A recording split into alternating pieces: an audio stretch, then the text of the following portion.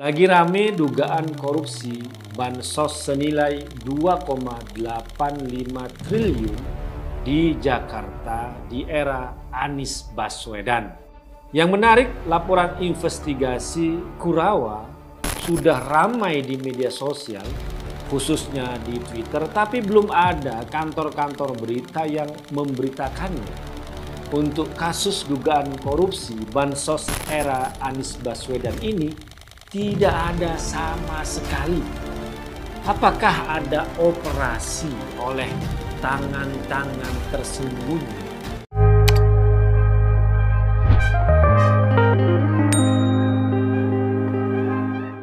Korupsi merupakan masalah besar di Indonesia dan memerlukan upaya bersama dari semua pihak untuk memberantasnya. Namun, seringkali upaya ini sulit dilakukan karena banyaknya pihak yang terlibat dalam praktik korupsi, termasuk tokoh-tokoh yang seharusnya menjadi contoh dan teladan bagi masyarakat. Salah satu tokoh yang berani dan tegas dalam memerangi korupsi adalah Ahok, yang bahkan tidak gentar dalam menghadapi koleganya, Anies Baswedan.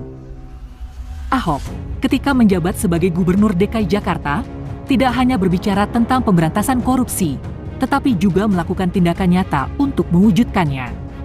Dia melakukan pengawasan ketat terhadap pengelolaan keuangan daerah dan menindak tegas pejabat-pejabat yang terbukti terlibat dalam praktik korupsi. Namun, tindakan Ahok ini tidak disukai oleh banyak pihak, termasuk orang-orang yang menjadi lawan politiknya.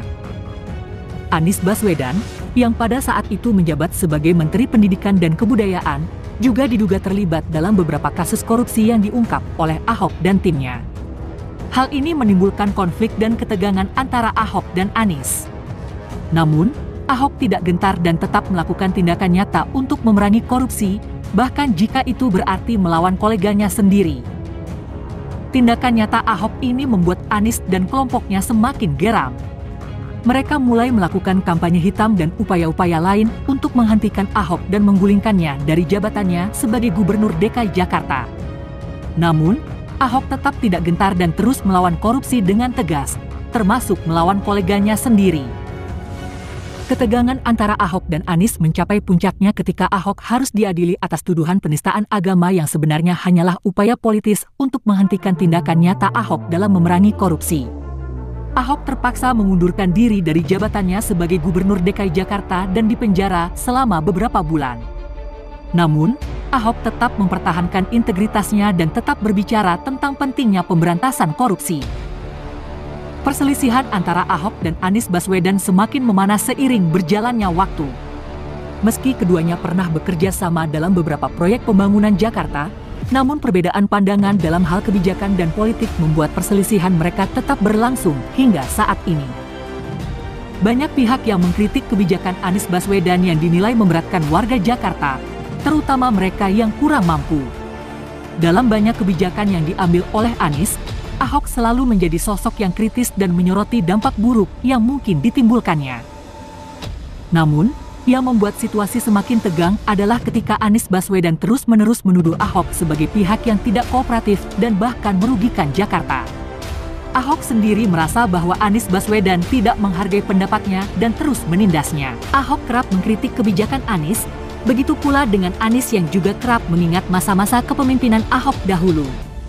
Yang terbaru, Ahok mengkritik kebijakan Anies yang membangun kembali kampung akuarium yang sebelumnya digusur oleh Komisaris Utama Pertamina itu. Menurut Ahok, kebijakan Anies itu berpotensi melanggar Undang-Undang UU.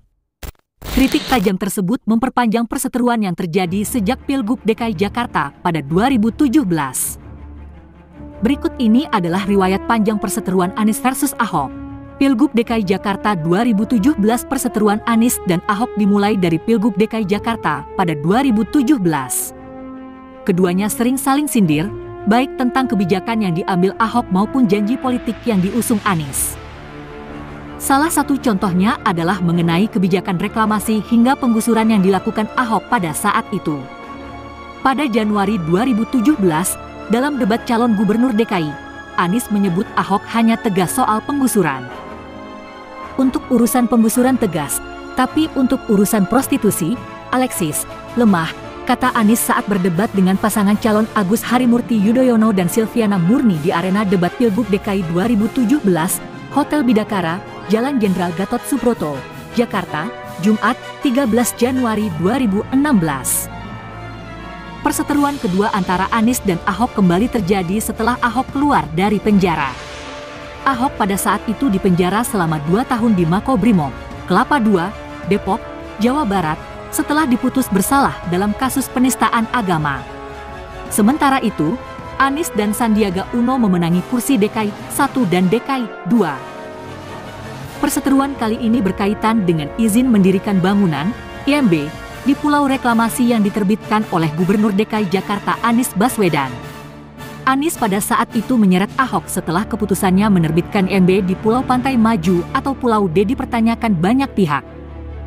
Menurut Anies, pergub yang dibuat Ahok menjadi dasar hukum pengembang atas bangunan yang ada di Pulau Reklamasi. Anies pun menilai penerbitan pergub untuk Pulau Reklamasi tidak lazim. Saya juga punya pertanyaan yang sama. Lazimnya, tata kota diatur dalam perda, bukan pergub. Itulah kelaziman dan prosedur yang tertib ya begitu. Memang konsekuensinya, menunggu selesainya perda itu perlu waktu lebih lama, kata Anies, Rabu, 19 Juni 2019.